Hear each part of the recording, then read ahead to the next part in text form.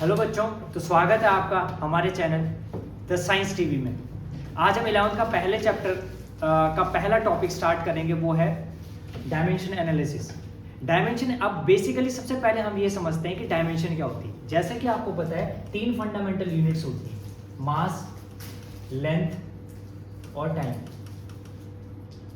ठीक है, तो मास का जो डायमेंशन एनालिसिस में हम क्या करते हैं, मास को m लेटर से रिप्रेजेंट करते हैं और लेंथ को l लेटर से। तो जब भी डायमेंशन रिप्रेजेंट करनी होगी तो ये वाले ब्रैकेट्स लगेंगे, टाइम को t से, ये इन सिंबल से रिप्रेजेंट करते हैं। अब बेसिकली डायमेंशन क्या होती है? डायमेंशन क्या होती है, जैसे मान लो किसी भी फिजिकल क्वांटिटी, तो क्या है, dimension of a physical quantity are the powers in which unit of base quantity are raised. Basically dimension क्या होती है? डायमेंशन होती है जो बेस क्वांटिटी वो कितने पावर से रेज हुई है। जैसे कहने का मतलब देखो, मान लो मैं कहूँ कि वॉल्यूम जो है, वॉल्यूम क्या होता है, length into width, breadth into height. तो लेंथ की डायमेंशन, लेंथ को भी L से ही रिप्रेजेंट करेंगे क्योंकि वो भी लेंथ ही है, ब्रेथ भी लेंथ है, L से रिप्रेजेंट करेंगे और H को भी L से ही रिप्रेजेंट करेंगे।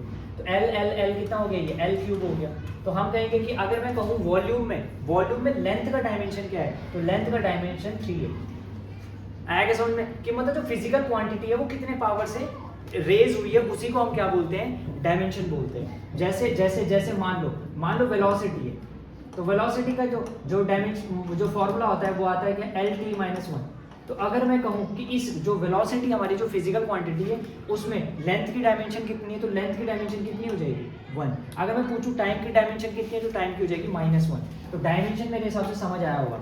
अब डायमेंशन फॉर्मूला, यानी जो एक्सप्रेशन हमको जो एक्सप्रेशन डायमेंशन एनालिसिस में यूज होती है उसको हम डायमेंशनल फॉर्मूला कहते हैं। तो डायमेंशनल फॉर्मूला क्या होता है, the expression which shows how and which of the base quantity represent a physical quantity. जैसे फॉर एग्जांपल जैसे कि हमारा क्या था, जैसे फॉर एग्जांपल वेलोसिटी है, तो वेलोसिटी क्या होती है, डिस्प्लेसमेंट अपॉन टाइम होता है। तो अब मैं कहूँ कि डिस्प्लेसमेंट क्या है बच्चों, डिस्प्लेसमेंट क्या है, तो डिस्प्लेसमेंट क्या होता है, डिस्प्लेसमेंट लेंथ ही तो होती है, और टाइम क्या होता है, t। तो लेंथ को L से रिप्रेजेंट करते हैं, t को t से ऊपर लेके जाएंगे इसको, तो पावर पॉजिटिव है 1 की, तो ऊपर जाके नेगेटिव हो जाएगी। LT-1 ये हमारी क्या हो जाएगा, ये एक्सप्रेशन हो जाएगा, इसी को डायमेंशनल फॉर्मूला बोलेंगे। अब इसमें अगर मैं बोलूँ लेंथ की डायमेंशन क्या है, तो लेंथ की डायमेंशन 1 है, t की डायमेंशन कितनी है, -1। समझ आया हुआ ये, ठीक है। ऐसे कुछ क्या है, कुछ और डायमेंशन फॉर्मूले हम निकालते हैं। जैसे कि वेलोसिटी का पता लग गया, LT-1। ऐसे अगर मैं कहूँ कि एक्सेलरेशन का डायमेंशन क्या होगा बच्चों, तो एक्सेलरेशन क्या होता है, एक्सेलरेशन होता है del v by del t। अच्छा, वेलोसिटी का अभी हमने डायमेंशन निकाला LT-1, और ये क्या है, t का तो t ही होता है, तो t को ऊपर लेके जाओ, तो LT क्या हो जाएगा, LT-1 t की पावर -1, क्योंकि तो ये जगह माइनस माइनस का प्लस, तो क्या हो जाएगा LT-2। तो अगर मैं कहूँ एक्सेलरेशन का डायमेंशन कितना होगा, तो LT-2। ऐसे ही अगर मैं कहूँ कि फोर्स का डायमेंशनल फॉर्मूला क्या होगा, तो फोर्स कितना होगा, फोर्स होता है मास इनटू एक्सेलरेशन। तो मास का डायमेंशन होता है m, और क्या एक्सेलरेशन का LT-2। तो ये हो गया कितना, MLT-2। ये हमारा क्या है, फोर्स का डायमेंशनल फॉर्मूला हो गया।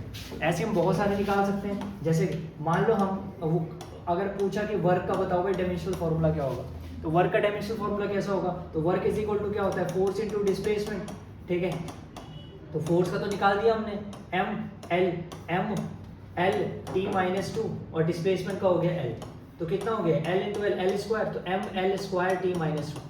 अच्छा ठीक है, अगर मैं कहूँ कि पावर का बताओ भाई, पावर का डायमेंशन क्या होगा, तो पावर का डायमेंशन कितना हो जाएगा बच्चों, वर्क अपॉन टाइम होता है, वर्क का ML2T-2 है ना, वर्क का कितना है, ML2T-2, T इधर है, ये ऊपर जाएगा, तो ML2T-2, और T की पावर ये पॉजिटिव है तो नेगेटिव होगी। तो कितना आ गया हमारा, ML2T-3, ये हमारा पावर का डायमेंशन आ गया। ऐसी और भी डायमेंशंस हैं, जैसे कि एनर्जी है, एनर्जी मान लो काइनेटिक एनर्जी का निकालना है, तो काइनेटिक एनर्जी होता है 12mv²। तो मास का क्या होता है, m होता है, और v वेलोसिटी का LT-1 होता है, इसका स्क्वायर कर दो, तो m तो ठीक है, l का स्क्वायर t का -2 तो ML2T-2। ये काइनेटिक एनर्जी हो गया। अब पोटेंशियल एनर्जी निकालना है बच्चों, मान लो पोटेंशियल एनर्जी निकालना है, तो पोटेंशियल एनर्जी का क्या होता है, mgh होता है, तो m मास m और g एक्सेलरेशन होता है, तो LT-2 एक्सेलरेशन, हाइट क्या होता है L। तो कितना हो जाएगा बच्चों, ml²t-2। तो देखो काइनेटिक एनर्जी और पोटेंशियल एनर्जी का सेम आ रहा है, तो जो जितनी भी एनर्जीज होंगी, ऑल द एनर्जीज, इससे हमको थोड़ा ये भी पता लगता है, all the energy have same dimensions, have same dimensional formula, same dimensional formula.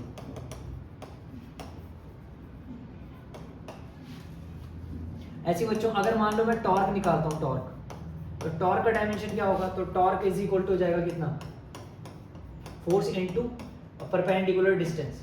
तो फोर्स का होता है ml/t-2, और क्या है ये डिस्टेंस है ये, तो l हो जाएगा, तो कितना हो गया ये ml²t-2।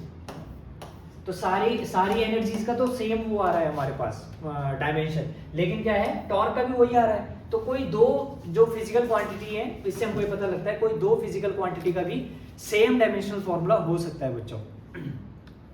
तो ऐसे ही क्या है, हम क्या है इसके एप्लीकेशंस भी पढ़ेंगे। इस वीडियो के लिए इतना ही, थैंक्स फॉर वॉचिंग।